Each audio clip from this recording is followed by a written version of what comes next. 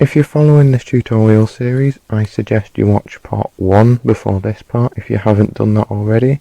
However, if you're just here to see how to do 2D tiling, then this can also be used as a standalone.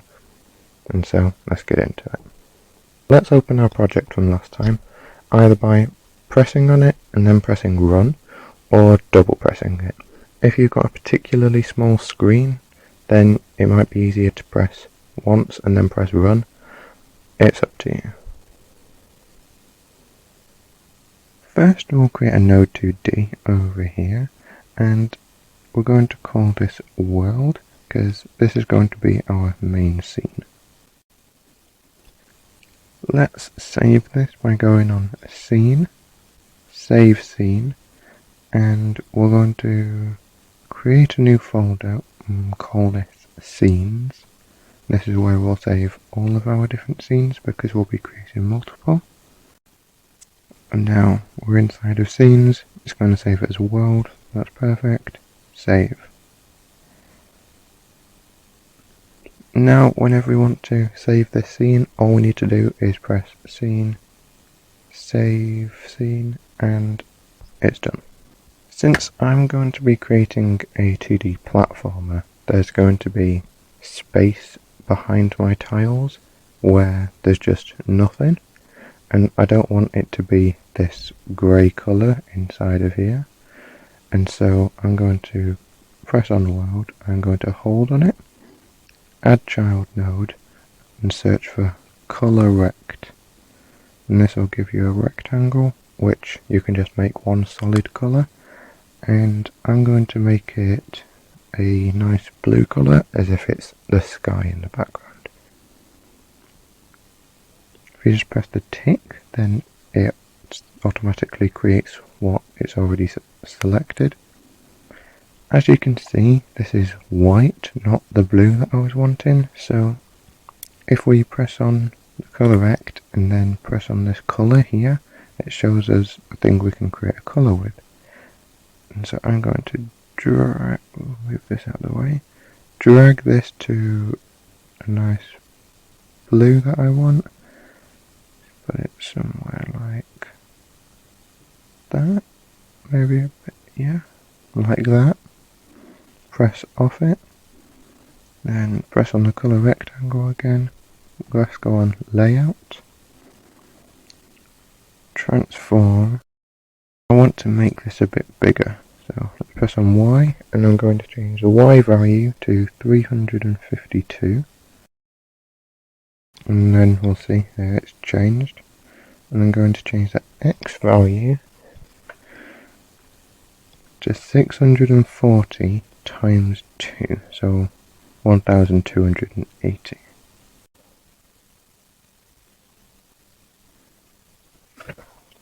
I'll show you in a minute why I wanted to change the size to what I've changed it to, because that may seem very random, but you'll see in a minute. Before we start implementing the tile set, we're going to save the scene, then let's press run, top right, well kind of top right, then it's asking you to select which scene will be the scene that it starts off with, and so we want it to be the current scene, so select current. And as you can see, that's not how we want it to look. We want this rectangle to fill the screen. So let's press back. Let's go inside project settings, project settings, and under display, press on window.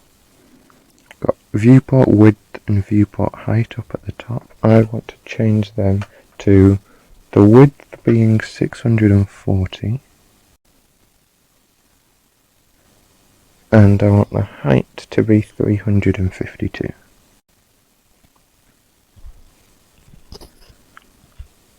What I also want to change, however, is whether or not it stretches. So if leave it as it is, if you have a bigger screen or a smaller screen, it will just display it either too small or too big. We want it to fit to the size of the screen so that it always shows what we want to on the screen. So under stretch, mode is on disabled, change that to canvas items, and then underneath that aspect, press on expand. And then if you close that, scene, save scene, let's play.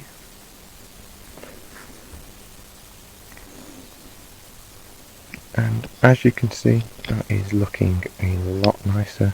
That is what I was after.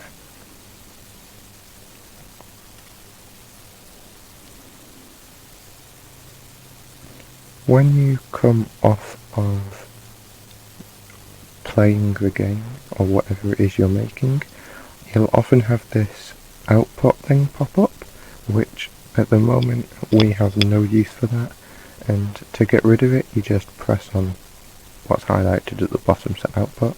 If you want it back, you just press on it again. Now we want to start implementing the tile map. So if we hold on world again, add child node, we then move the keyboard out of the way and search tile. There it is, tile map. So if we double press on that, we'll press the tick. And now we have a tile map created. Let's press on the tile map. And I don't want this open at the moment, so I'm going to close that. Over here on the right, where it says tile set, it says empty. I want to add a new tile set. And if you saw along the bottom here, we had tile set appear. That wasn't there before. If I get rid of that, tile set is no longer there. If you watch when I create one, a new thing will pop up next to tile map. Tile set. All of the tiles that I created are 32 by 32, so I'm going to change this 16 over here to 32.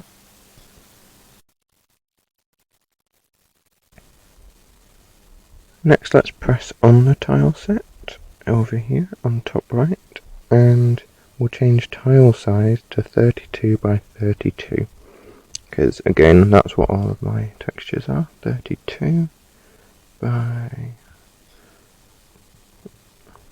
32.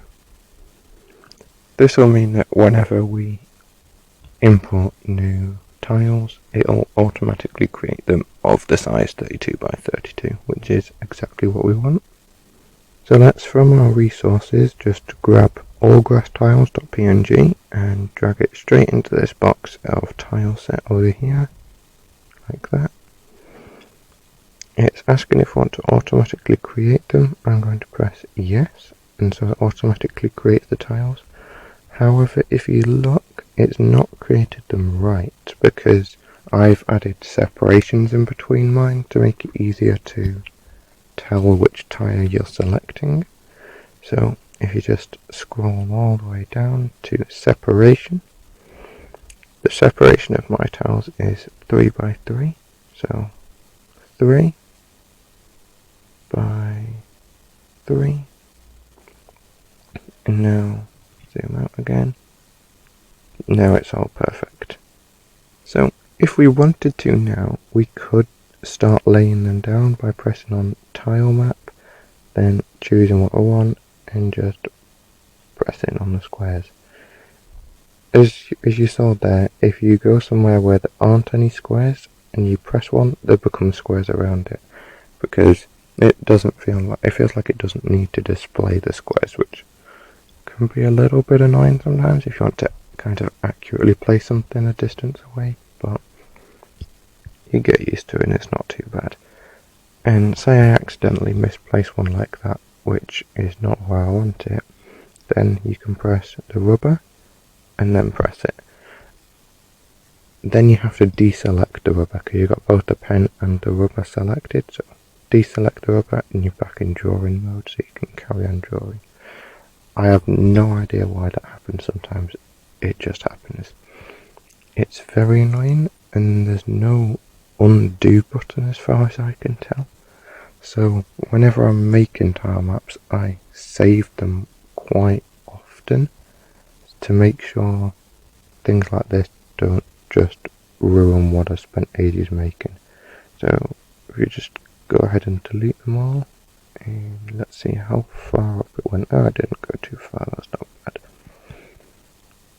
So, there's a few glitches like this that I've found. There's not many, but you just have to find workarounds for them, I guess. So I'm just going to real quick just create an entire scene.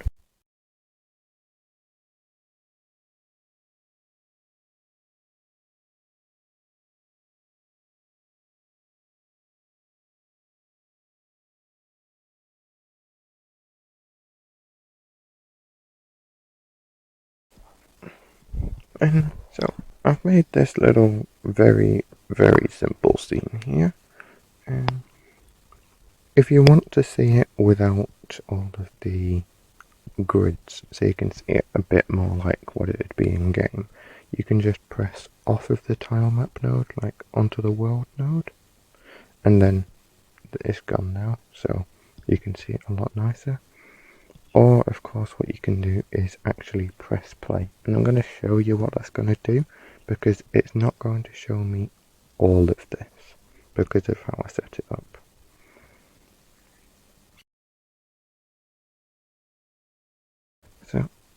So as you can see, it's showing me like half of it roughly, or exactly, and that's because when I created the size of the screen, I made it 640 lengthways, whereas the size of the rectangle, which is also the size of the map that I've made, I made them twice that size. And so this is for later when we're running back and forth, it will scroll because we'll need space to go into rather than it just being one small area on the screen and that's all you can move around in, because we wanted it to be a lot more dynamic than that.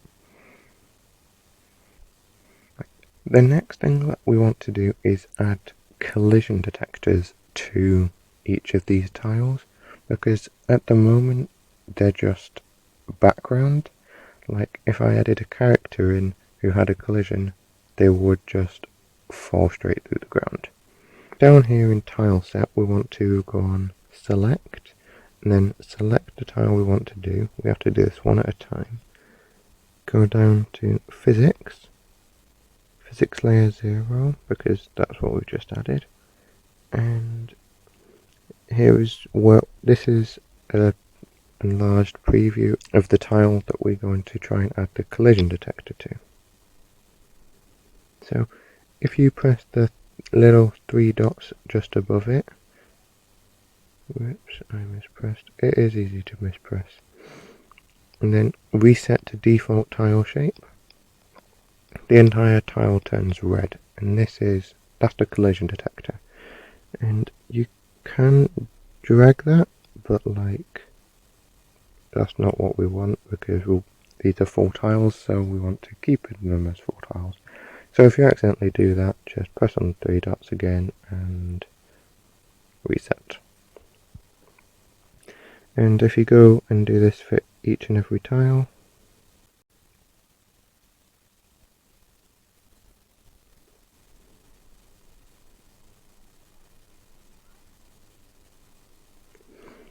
moving the tile set around within this little area is actually incredibly difficult, I found. You have to use 2 fingers, which is a pain because it means that you can hardly see what you're doing, and it just moves incredibly fast. And after a while you get a little bit better at it, but it is an absolute nuisance. And now that we've done that, they've all got collision detectors. However, I've actually decided I want to get rid of the collision detector from one of them, and that's this one, because this one is just plain brown. And if you look at the scene, the one that's just all brown ground colour, no one is ever going to be standing on that. It's only the ones with the green that they're actually going to be standing on. And so there's no point in checking for collisions with something that there's never going to be any collisions with. And so press the three dots, and instead of pressing reset to default tile shape, just press clear, and it's no longer got a collision detector. And that's all of the collisions done. And so if we added a character in which could detect collisions in collision layer 1, because that's the collision layer we're in, then that player would collide with these. And so next time we'll create the character who can run around, jump with animations included, and then we'll be very much on track to having a completed game. So that's all for this video, and I'll see you in the next one.